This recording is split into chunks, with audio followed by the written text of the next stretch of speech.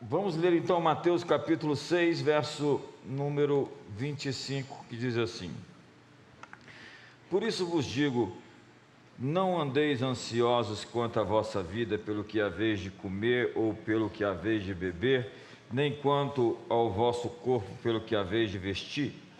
Não é a vida mais do que o mantimento e o corpo mais do que o vestuário? Olhai para as aves dos céus, que nem semeiam, nem cegam, nem ajuntam em celeiros, e vosso Pai Celestial as alimenta. Não tendes vós muito mais valor do que elas? E qual de vós poderá, com todos os seus cuidados, acrescentar um côvado à sua estatura? E quanto ao vestuário, por que andais ansiosos? Olhai para os lírios do campo, como eles crescem, não trabalham, nem fiam. E eu vos digo que nem mesmo Salomão em toda a sua glória se vestiu como qualquer deles. Pois se Deus assim veste a erva do campo, que hoje existe e amanhã é lançada no forno, não vos vestirá muito mais a vós, homens de pequena fé? Não andeis, pois, inquietos, dizendo: que comeremos ou que beberemos, ou com que nos vestiremos? Porque todas essas coisas os gentios procuram. De certo, vosso Pai Celestial bem sabe que necessitais de todas essas coisas. Mas buscai primeiro o reino de Deus e a sua justiça, e todas essas coisas vos serão acrescentadas. Não vos inquieteis, pois, pelo dia de amanhã, porque o dia de amanhã cuidará de si mesmo. Basta a cada dia o seu mal. Diga para o pessoal do seu lado profeticamente: esse ano não terminou e tem muitas coisas ainda por acontecer para beneficiar você. Eu desafio você, diga para ele, a cultivar uma expectativa de que alguma coisa da parte de Deus está chegando ainda em 2019 para a sua vida.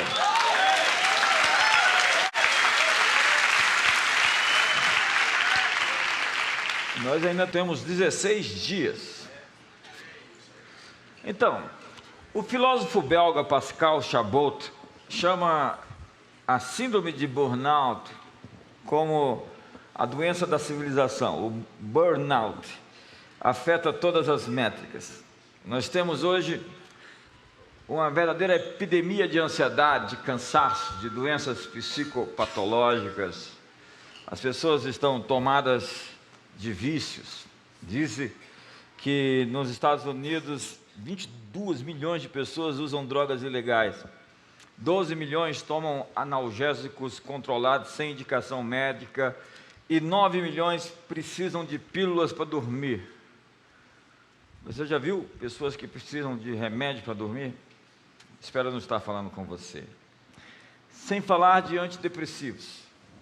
Nós vivemos em uma época especialmente estressante, de forma que muitos especialistas chamam o nosso tempo de a era da ansiedade. Parece que nós vivemos no tempo mais ansioso de todas as épocas. E Jesus previu isso. Falou que os homens desmaiariam de terror. A ansiedade é o objeto de estudo das diversas logias, diversos estudos, desde dissertações sobre religião e doutorados em farmacologia. Há pelo menos 4.000 trabalhos acadêmicos sobre o tema e mais de 300.000 livros e 100.000 artigos médicos sobre o assunto. A indústria farmacêutica nunca vendeu tanto remédio para anestesiar a dor emocional das pessoas. Calmantes, reguladores de humor, antidepressivos, ansiolíticos, sedativos, tranquilizantes. Mas nosso corpo foi programado por Deus para se curar sozinho. Ele está em constante reparo. Um ser vivo se repara constantemente em nível molecular, celular e emocional. Mas a doença ela sempre surge quando o processo de reparo não acompanha o processo de dano. O dano é maior do que o reparo. E a ansiedade não poupa o corpo. Químicas que se desequilibram, hormônios de mais, hormônios de menos, substâncias letais, dores musculares, alergias, gastrites, insônia, nervosismo, o sujeito ou a sujeita é uma panelinha de pressão. A ansiedade é a fé no pior.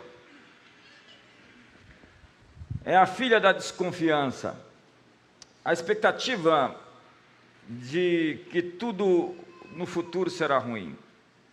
E ela nos faz crer que todo o mal que tememos vai nos alcançar. Então agimos como se esperássemos pelo pior. Nós nos programamos e nos preparamos para o pior. Há pessoas que ajuntam dinheiro para o pior. Se você ajunta dinheiro, não é para o pior, é para investir. Porque você está colocando fé de que o pior vai acontecer, então você vai juntar dinheiro para uma emergência. Se você cria assim, a emergência vai surgir. É um tipo de programação. Então fazemos planos para quando tudo der errado. Quando eu me separar, então, qual é o plano B? Será que tem um C? E quando eu não tiver dinheiro, para quem que eu vou pedir emprestado? É quando vivemos sob a angústia do que ainda não existe. Sucumbimos ao poder do que ainda não é. Não é. E não será, em nome de Jesus. Para Freud, a ansiedade é o medo de algo incerto, sem objeto. Para o psiquiatra australiano Aubrey Lewis, trata-se de um estado desagradável, dirigido para o futuro, desproporcional e com desconforto subjetivo. A ansiedade é o sentimento típico de quem vive no futuro, se preocupando com coisas que ainda vão acontecer. Preocupando, ocupado por antecedência. Então a ansiedade é a sensação de quem acha que não vai dar conta das coisas. A ansiedade é uma predisposição para acreditar no pior, onde o motivo da preocupação está no futuro, onde suas mãos não conseguem chegar. Então você não consegue resolver coisas que estão no futuro. É impossível você resolver coisas que ainda não estão na hora de ser resolvidas, solucionadas. Então se espera uma catástrofe iminente. Catástrofe. Era o nome do nosso motorista do ônibus quando a gente estava na Reforma Protestante em 2012. O motorista acordava de manhã e dizia: catástrofe, catástrofe. Ele era um italiano muito mal-humorado, e todas as vezes que as pessoas entravam dentro do ônibus, ele gritava: catástrofe, catástrofe. O que aconteceu no final? Quase uma catástrofe. Só não aconteceu porque nós estávamos lá. Então a ansiedade é o tipo de sentimento de que as coisas vão dar errado. Ela provoca um estado de alerta constante. Uma situação que pode acontecer e causar dor, pode estar vindo, então por que eu vou dormir? Eu tenho que ficar acordado. Então tem gente que chega em casa tão cansado, deita e o seu cérebro não consegue parar de trabalhar. Então esse estado de alerta constante gera esses choques de preocupação que acionam a amígdala e o hipotálamo, que interpretam que o corpo está correndo perigo. Daí se libera adrenalina e você fica superativado, o batimento cardíaco dispara, a respiração acelera, o sistema digestivo se inibe, suor, boca seca. Então, o corpo se prepara para lutar ou fugir. Agora, o sistema operacional humano precisa de pausa. Descansar é uma mensagem bíblica, lembra? Sétimo dia Deus descansou e mandou que todos os seus filhos descansassem também. Nós, recarregados, somos mais eficientes, mais criativos. Eu tenho medo de gente cansada, elas tomam decisões erradas. Assim nós entramos no lugar de força e criatividade, quando descansados, quando recarregados. Aquietai-vos, segundo a Bíblia, e saber que eu sou Deus, deve ser uma ação intencional. Descanso deve ser algo programado. Quantos aqui acordam com vontade de continuar dormindo? Você não dormiu o suficiente, você não está... É como a bateria desse telefone. Você acha que quando você recarrega ela, 90% ela está carregada? Ela vai acabar mais rápido. E às vezes ela fica viciada. Acaba tão mais rápido. Quantos acordam com dores no corpo? Tomam pílulas para apagar. Têm sonhos confusos e conflitantes. Sofrem de SPA, síndrome do pensamento acelerado. Seus pensamentos estão a 1000 todo o tempo. Agora, o grande fator de ansiedade é a informação. Nós vivemos numa era de muita informação, e a informação nos dá ansiedade. As coisas que você lê nos jornais causam muita apreensão. Ler jornais hoje, assistir televisão, é se expor a níveis de más notícias em proporções desconhecidas antes dessa geração. Nós temos informação instantânea. Sabemos em instantes de tragédias e colapsos que acontecem do outro lado do planeta. E o pior, essas notícias ruins vendem. Notícias do tipo: novos alimentos causam câncer. Câncer. Novos vírus mutantes que matam em semanas. Criminosos violentos estão soltos nas ruas. Os muçulmanos invadiram a Europa. O dólar está a R$4 e vai para 5. Não vai, acredite. A neurose não acaba aí.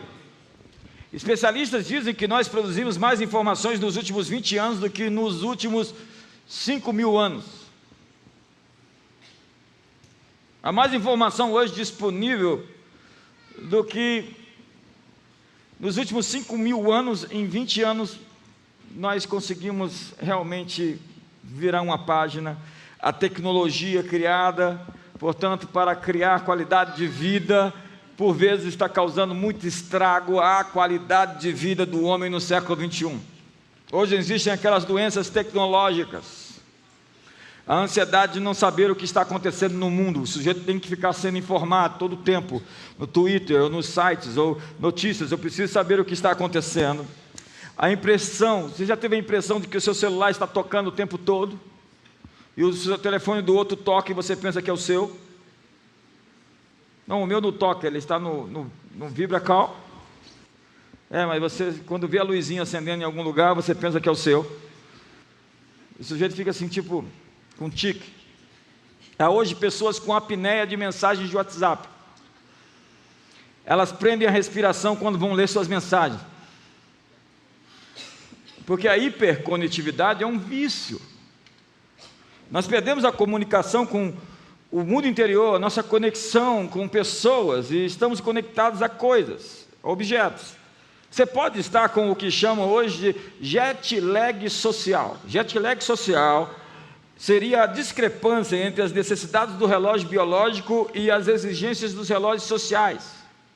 Você pode estar no time de outro, ou de outros, ou de milhares do Facebook e do seu Instagram.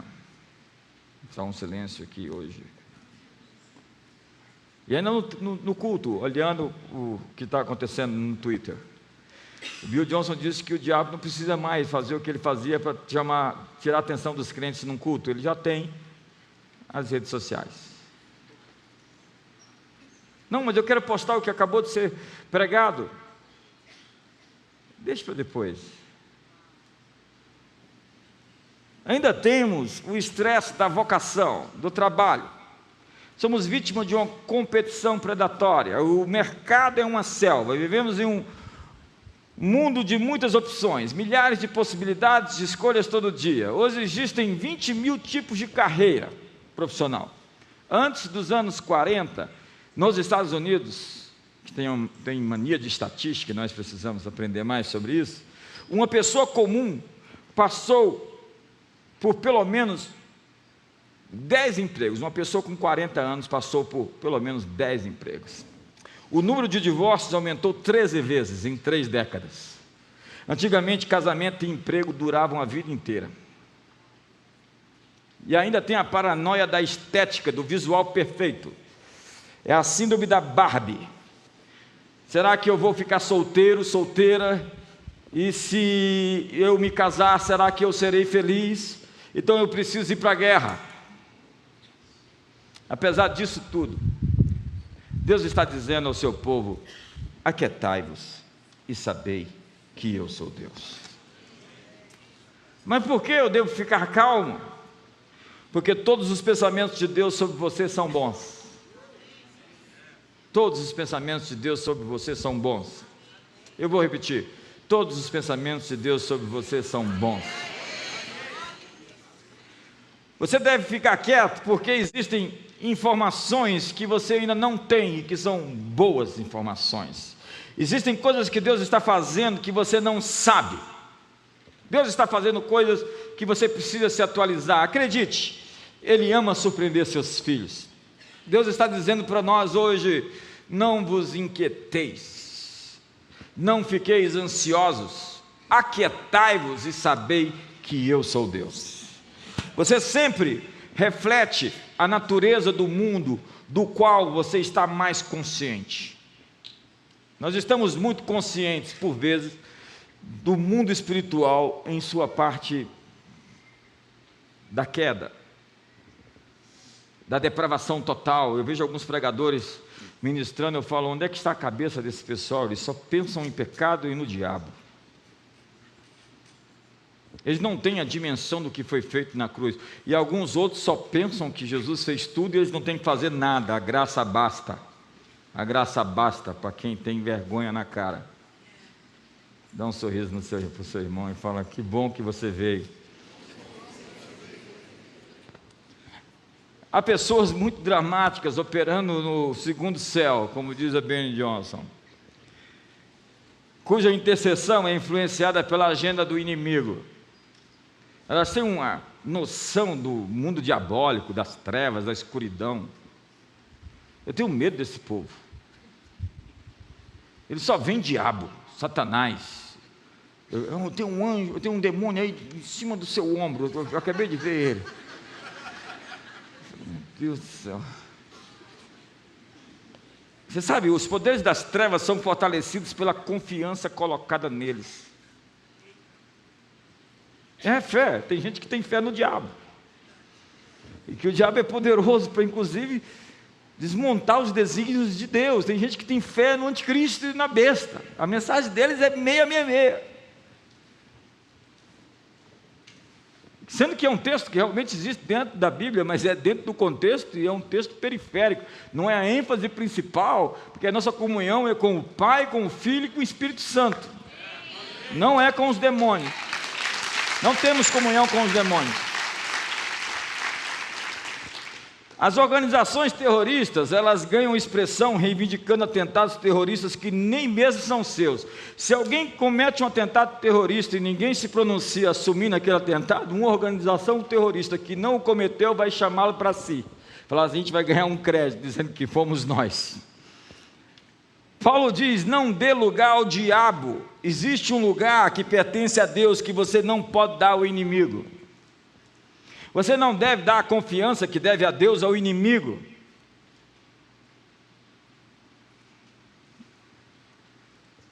N.T. Wright diz: nosso mundo ainda é um lugar cruel e deplorável. Não um lugar feliz, mas que está caminhando em direção a uma grande luz. Nesses últimos dias, escuridão e luz estão aumentando, mas as trevas não estão se manifestando porque elas querem se manifestar. Elas estão sendo forçadas a saírem para fora, porque a natureza do diabo é se esconder. Quando o diabo fica em evidência é porque ele foi forçado a se expor. Normalmente demônios não se manifestam na vida das pessoas até que eles sejam provocados, porque a estratégia é operar e destruir pessoas sem ser vistos. No momento em que ele se manifesta é porque ele foi confrontado. Essa é a natureza do inimigo. Se revelar não é a sua melhor cartada, mas é a sua cartada final. Diz em Apocalipse que o diabo, sem chance de fazer mais nada, desceu para a terra com grande fúria. Ai da terra e ai do mar, diz a Bíblia. O mal nesse tempo está ficando mais declarado. É impressionante a ousadia das trevas esses dias. Quantos estão vendo isso? Mas a promessa é de que a luz será mais radiante quando as trevas forem mais profundas. Os cristãos são chamados e capacitados pelo Espírito para transformar o presente à luz do futuro.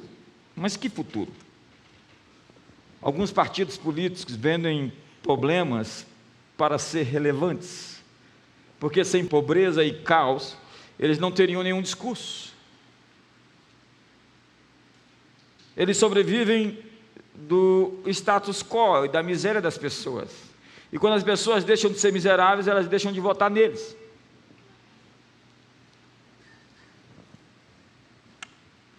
Nós temos um apetite doentio por más notícias e manipulamos a informação para parecer mais dramática, porque é o drama que vende. Algumas pessoas gostam de aumentar seus testemunhos, algumas pessoas gostam de aumentar os seus problemas, algumas pessoas querem ter uma história terrível para contar para as outras, algumas pessoas ficam competindo para ver quem tem a história pior para contar. Provérbios capítulo 21, verso 22 diz: o sábio conquista a cidade dos valentes e derruba a fortaleza em que eles confiam. A chave aqui, a fortaleza em que eles confiam. Se você conseguir ver onde as pessoas puseram a sua confiança, você encontrará a fortaleza que tem que ser derrubada. Quando Jesus enviou os discípulos, sem bolsa e nem alforje, ele não estava falando nada acerca de dinheiro, ele estava falando sobre confiança. O desafio não é ter ou não ter dinheiro, mas confiar ou não confiar no dinheiro. Qualquer coisa que ganhe a sua confiança, que não seja Deus, atrai o demoníaco para a sua vida. Jeremias capítulo 17 diz: maldito o homem que confia no homem e faz do braço carnal a sua força. E no verso 7 diz: bendito o homem que confia no Senhor e cuja esperança é o Senhor. A questão não é não confiar nas pessoas. O ponto, dentro do seu referido contexto, é não trocar a confiança que você tem que ter em Deus, em pessoas. Alguém em casa? Faça uma oração comigo, diga: Deus, eu não quero acreditar nunca mais na mentira de que as trevas estão ganhando. Eu te honro pelo fato de que o aumento do teu governo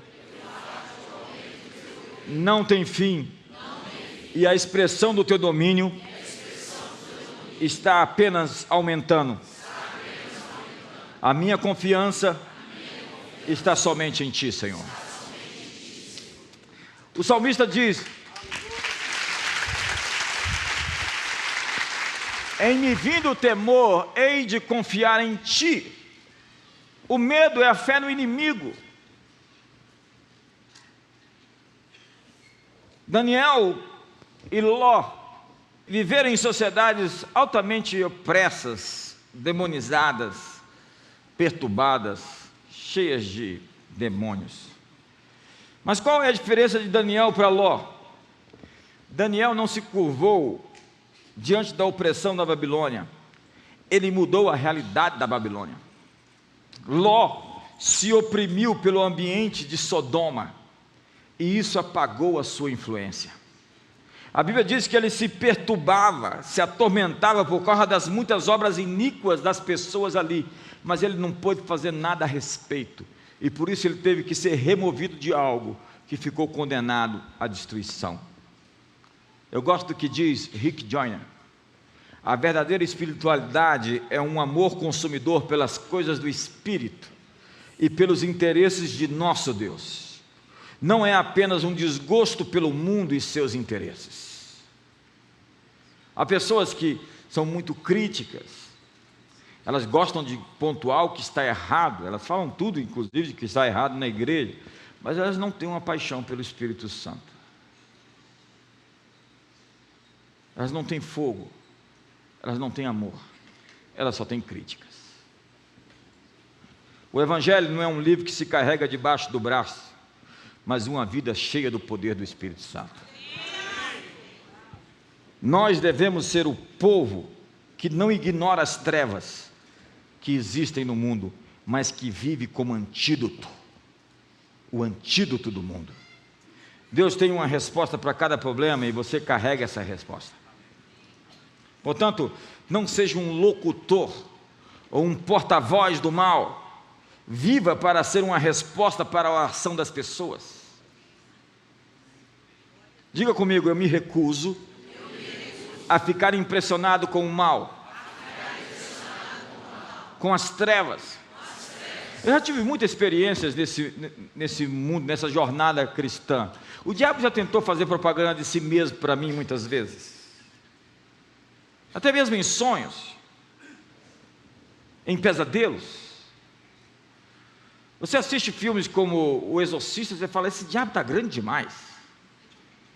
Não é que não exista nenhum diabo, é que o diabo não é tudo aquilo que querem pintar dele. Quantos me entendem aqui hoje? Mas existem alguns cristãos e alguns pregadores que fazem uma boa propaganda dele.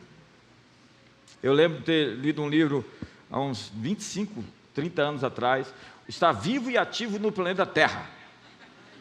Ora, se eu fosse escrever um livro, eu escreveria assim: Deus está vivo e ativo no planeta Terra.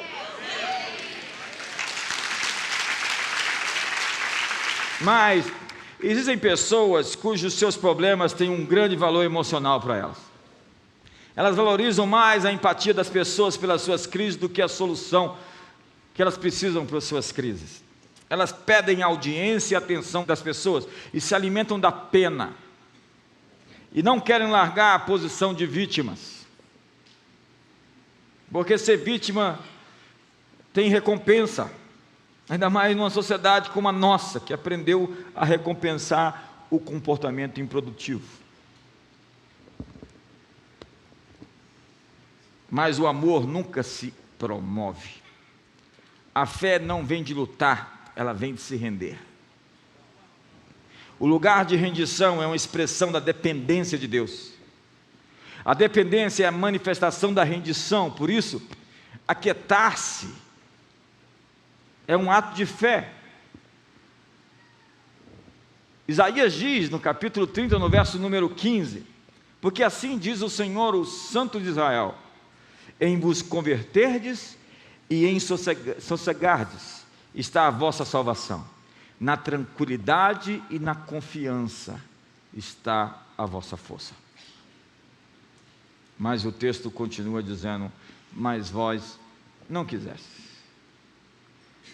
Vocês não aceitaram a proposta de descansar, de crer, de confiar.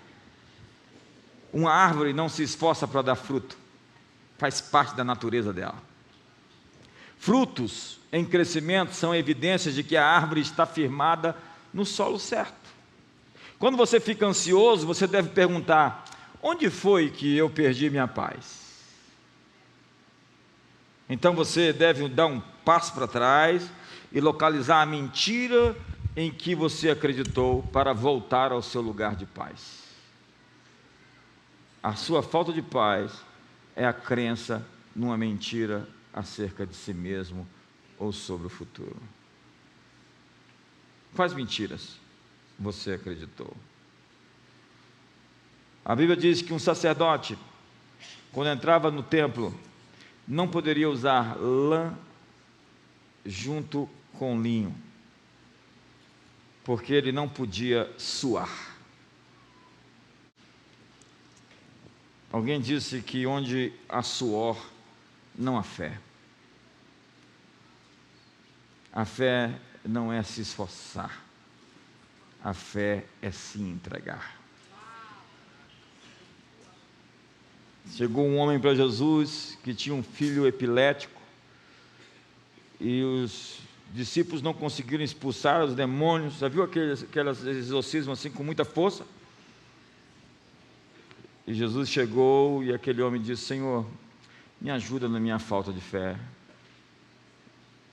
Não era uma questão de que ele simplesmente não acreditava em milagres, ele simplesmente não acreditava que ele tinha fé. Então Jesus disse para ele: se tu puderes crer, tudo é possível ao que crer. Pensa em 2020 hoje. Se tu puderes crer, tudo é possível ao que crer. Porque ter fé é poder chegar onde você consegue ver. Então, aquietai-vos é a escolha de se render e reencontrar seu lugar de paz. Você verá muitas vezes na Bíblia Deus dizendo aos seus servos: eu estou com você. Todas as vezes que Deus diz isso para alguém é porque esse alguém vai precisar de Deus em qualquer enfrentamento que ele esteja fazendo. Moisés, eu vou com você, disse o Senhor. Josué, eu vou com você. Gideão, o Senhor é contigo. Aos discípulos no Monte das Oliveiras: ide por todo o mundo, fazei discípulos de todas as nações, e eis que estou convosco todos os dias até a consumação dos séculos. Diga o seu nome, diga: JB, eu irei contigo. Diga em 2020, diga para o seu irmão: em 2020, assim diz o Senhor para você: eu irei com você.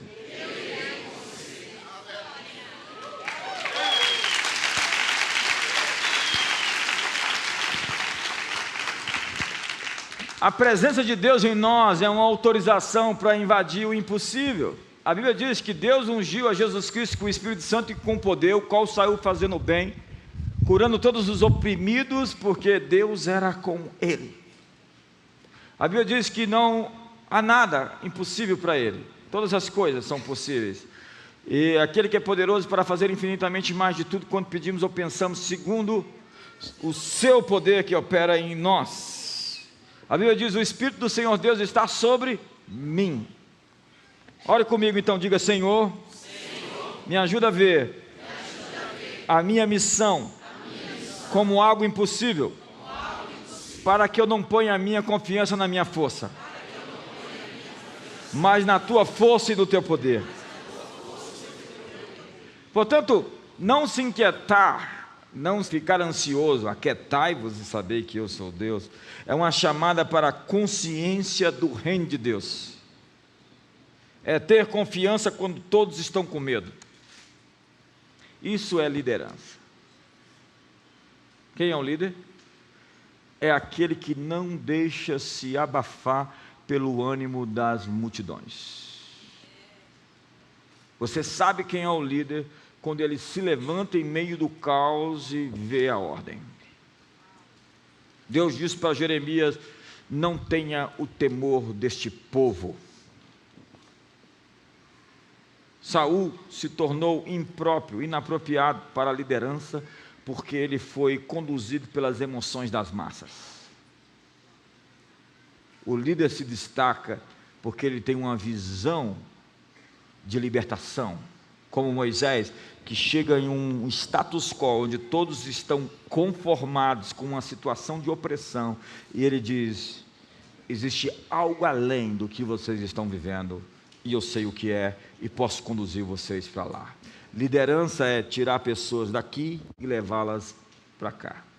Isso é liderança. É a capacidade de mover as pessoas de um ponto para outro. O resto é título.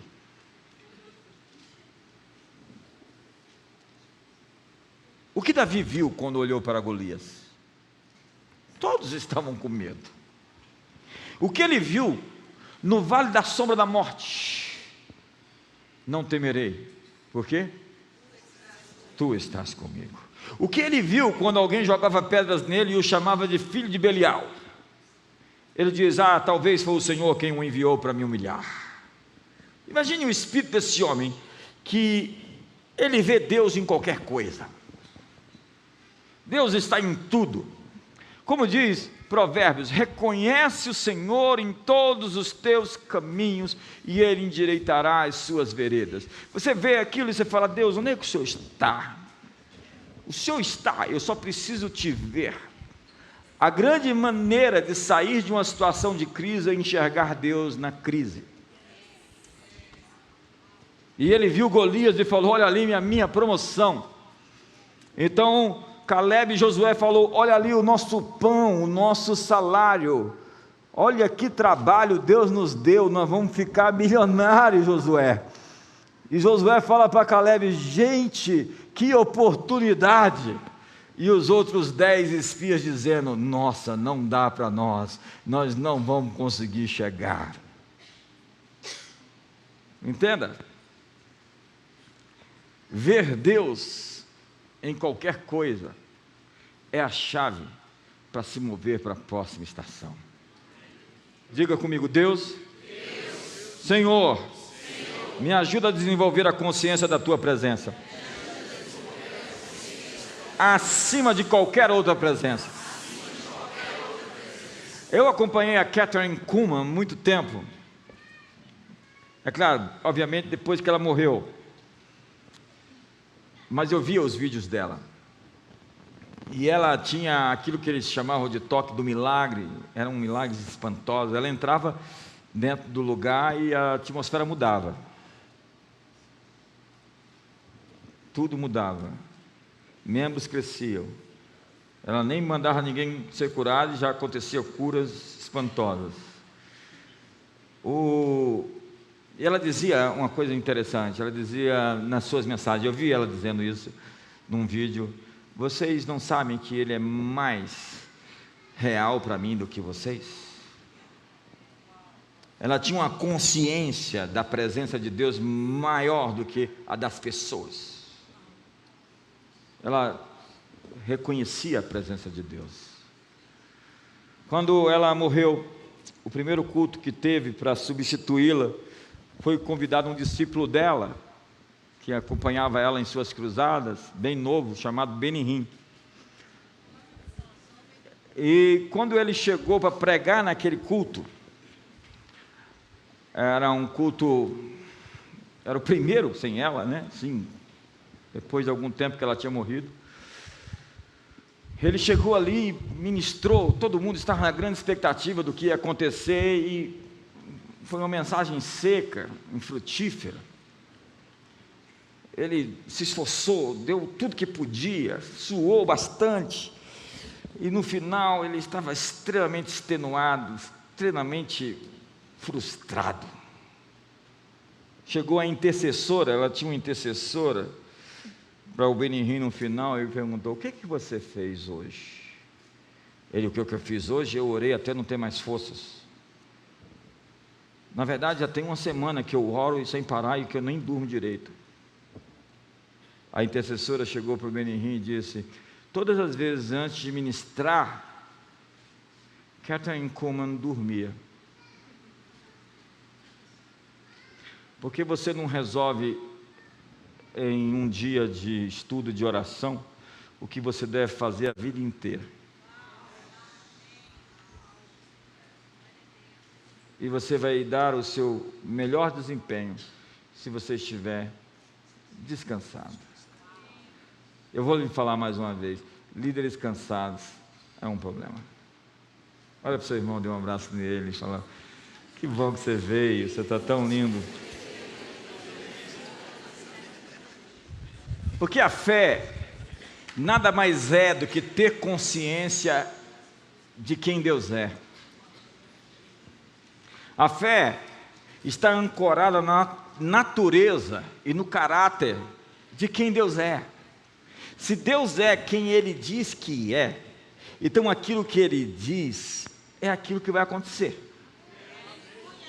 E quando eu ponho os meus pés sobre a promessa dEle, sobre o caráter de quem não pode falhar, eu vou ter a promessa que Ele me fez, como foi dito na palavra de oferta. Quantos de vocês já receberam uma promessa de alguém? Quantos de vocês já tiveram alguém que não cumpriu uma promessa que foi feita para você? Pois isso é impossível que aconteça com Deus, porque Ele jurou por si mesmo e tem como âncora a sua própria palavra. Aquele que prometeu é aquele que vai fazer.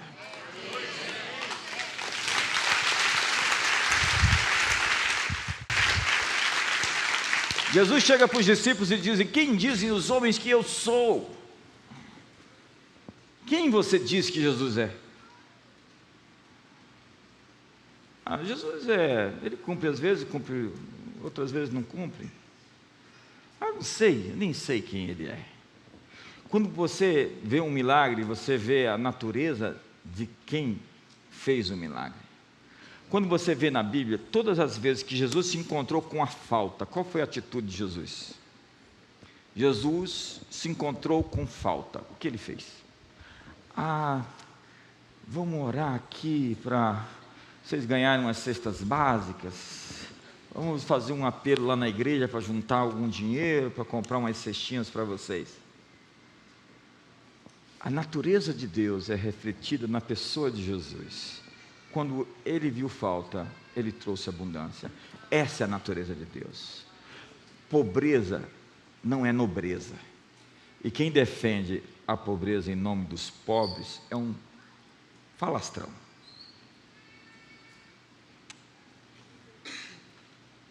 Veja o que Jesus fez quando ele encontrou a doença. Não teve uma pessoa que procurou Jesus enfermo que saiu sem ser curado. Essa é a natureza do Senhor quem sara. Nós temos que descobrir quem Deus é pelos milagres que Ele faz. Diga comigo: Pai Celestial, ajuda-me a descobrir o infinito tesouro da Tua fidelidade nesta próxima estação da minha vida.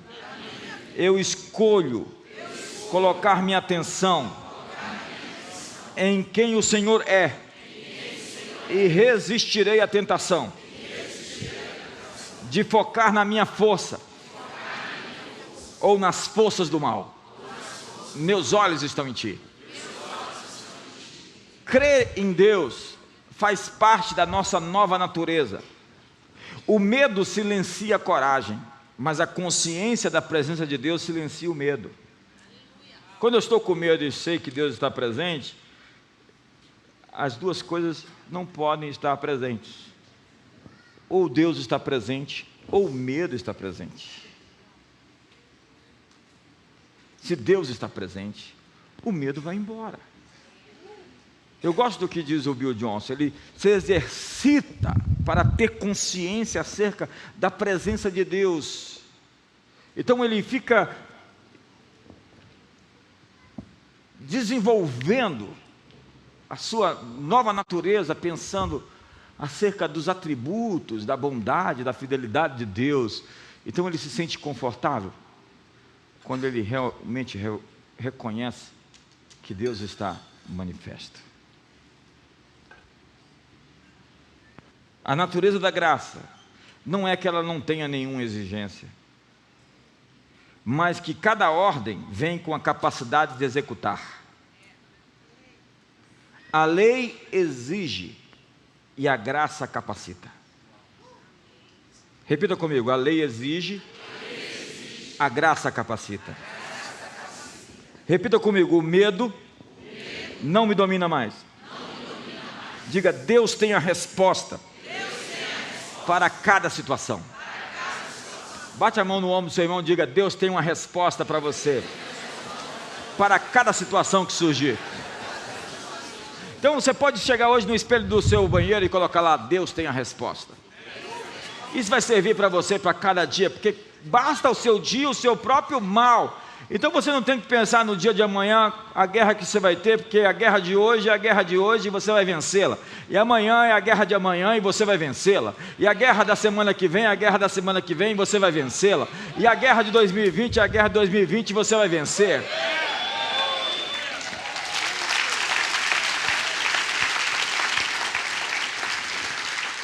Isso é muito importante. Diga comigo: eu não irei lutar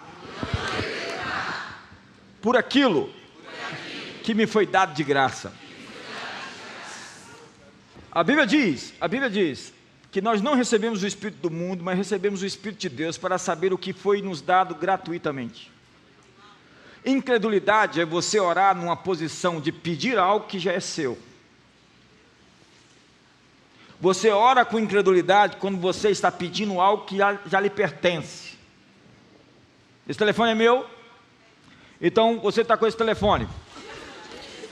Por favor, me dê meu telefone para mim. Por favor. Por favor. Por favor.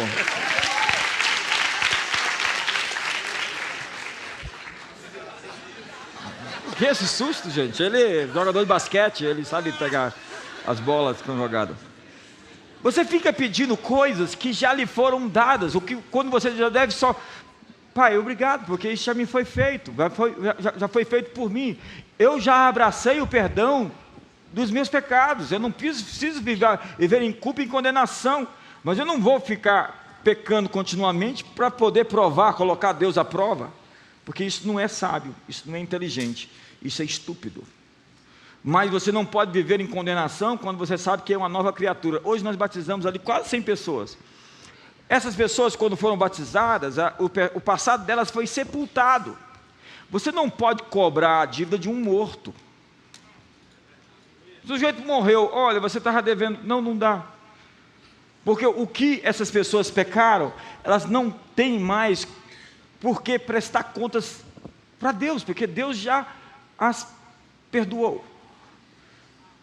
Agora vai e não peques mais. Jesus vivia em reação ao Pai. Eu preciso ter uma vida com a consciência do Espírito de Deus dentro de mim e sobre mim, mais do que qualquer outra coisa. A consciência do Espírito de Deus sobre mim, a consciência do Espírito Santo de Deus em mim. Cristo em vós, maior é o que está do que aquele que está no mundo. A prática disso é desafiadora, mas os resultados são celestiais. Eu gosto do que diz o Salmo 116, verso 7. Entenda, isso não existia ainda a neurociência, falando que o seu cérebro precisa ser convencido sobre muitas coisas, porque a história que você conta para o seu cérebro é a história que ele acredita. Então o salmista está contando uma história para o cérebro dele todo o tempo lá nos Salmos. E no Salmo 116, verso 7, ele fala assim para sua mente, para o seu cérebro, para a sua alma: volta ao teu sossego, porque Deus, o nosso Deus, tem te feito muito bem. Talvez é isso que você precisa hoje. Volta ao teu sossego. Aquietai-vos. Não vos inquieteis pelo dia de amanhã. Não fique preocupado com o porvir. A graça é suficiente para lhe abastecer. Deus é um pai não distante, Ele é um pai provedor. E o que você precisar, você vai ter quando precisar. Então a mensagem do Salmo 46, vamos ler o Salmo 46 todos? Diz assim: Deus é o nosso refúgio, socorro bem presente na hora da... Portanto não temeremos, diga comigo, não temeremos. Ainda que a terra se mude, ainda que os montes se transportem para o meio dos mares. Isso é dramático, né? Imaginou um cenário desse, os montes se lançando por meio dos mares? Ainda que as águas rujam e se perturbem, ainda que os montes se abalem pela sua braveza. Há um rio, cujas correntes alegram a cidade de Deus, o santuário das moradas do Altíssimo. Deus está no meio dela, jamais será abalada. Deus a ajudará desde o romper da manhã, desde o nascer do dia, desde a antemanhã. A antemanhã é aquele momento em que vai nascer o sol, e é o momento mais escuro. Está tão escuro quando está prestes a amanhecer. A humanidade tem que imaginar isso. Hoje está tão terrível, né? As trevas estão extremamente ousadas, mas elas estão manifestas porque elas não têm opção. Chegou a hora, a luz vai brilhar, e elas estão tendo o seu último ato.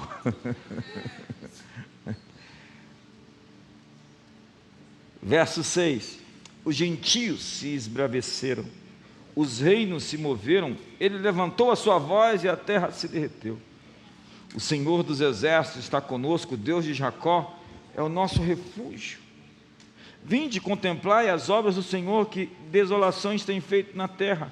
Ele faz cessar as guerras até o fim da terra, quebra o arco, corta a lança, queima os carros no fogo. Aquietai-vos e sabei que eu sou Deus. Serei exaltado entre as nações, serei exaltado sobre a terra. O Senhor dos exércitos está conosco, o Deus de Jacó é o nosso refúgio.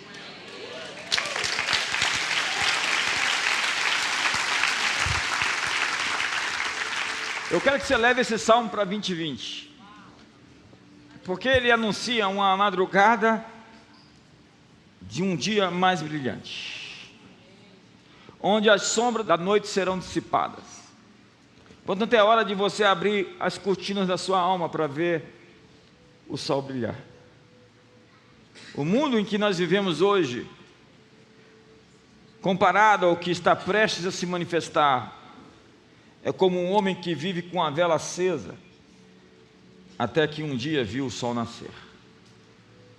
Não adianta acender uma vela para ver o sol nascer. Quando amanhã chegar, o mundo vai acordar. Um mundo com um reino invisível manifesta em justiça, alegria e paz, gozo no Espírito Santo. Nunca é tão escuro quando está prestes a romper do dia. Nunca o mar é tão calmo como depois das ondas bravias e da tormenta. Nunca o céu é tão limpo como depois da tempestade.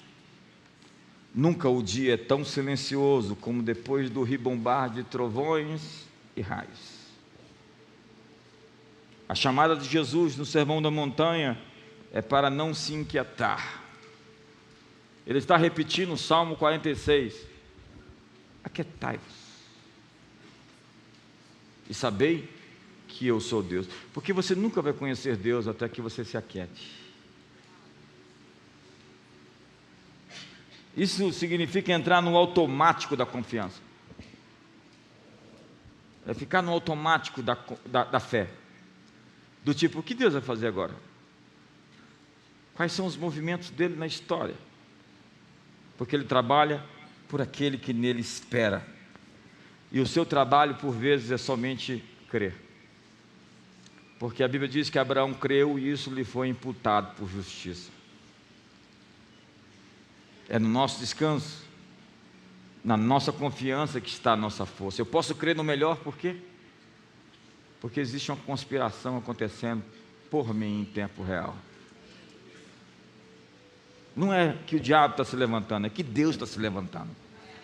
Não é que o diabo está furioso, é que Deus é que está nervoso contra o mal. Eu ouvi aqueles profetas pregando, eu falei, o inimigo está muito furioso com você. Eu falei, pudera, se ele estivesse feliz. É que nesses dias um sujeito aí, um camarada começou a falar bem de alguns pastores. Eu falei, esses pastores estão fritos. Como é que esse sujeito, especialmente ele, fica falando bem deles? Imagina o diabo falar bem de você. O Lucil falou aqui no dia, ele falou que o Billy Graham estava no avião e chegou um sujeito bêbado. Eu gosto muito da sua mensagem, ela tem me abençoado muito. E tentou. O Billy Graham falou, minha mensagem está toda errada. Eu não estou conseguindo ter um impacto de mudar a vida das pessoas. O que eu preciso fazer? Deus se deixa conhecer na quietude confiante, no silêncio da fé. Não é do desespero. Desesperar é deixar de esperar. preocupar-se é atirar para todo lado, então você começa a procurar solução em todo canto, você começa a imaginar 1000 possibilidades, quando você deveria simplesmente acalmar, calar todas as vozes, quietar a tormenta da alma, deixar que o coração se acalme, para ter uma orientação, porque um provérbio romano diz que um covarde morre 1000 mortes, ele fica imaginando 1000 possibilidades de tudo dar errado, e às vezes com isso você começa a fabricar aquilo que você teme, você começa a produzir aquilo que você teme acontecer. Jó assumiu uma atitude defensiva, oferecendo sacrifícios pelos seus filhos, ao invés de confrontá-los. Não adianta jejuar e orar pelos seus filhos e vê-los fazendo as coisas erradas, sem falar para eles que eles estão fazendo as coisas erradas, você está os matando. A atitude não é defensiva, a atitude é pontual. Não existe nada que ação que vai mudar com jejum e oração quando exige de você uma ação. Você não tem que jejuar e orar pelo óbvio. Você está me entendendo ou não? Deus não quer sacrifício, Deus quer obediência. E eu até sei por que está falando isso. Tem alguém aqui que nem Jonas. Teu nome é Jonas? Você está fugindo? Vai ter tempestade onde você chegar, e o pior é que o barco dos outros vai afundar por sua causa, até que alguém joga você para fora do barco, e aí fica quieto a tormenta. Ei, a propósito, não faça sociedade com Jonas, viu, amigo? O sujeito que foge de Deus, onde chega, dá ruim.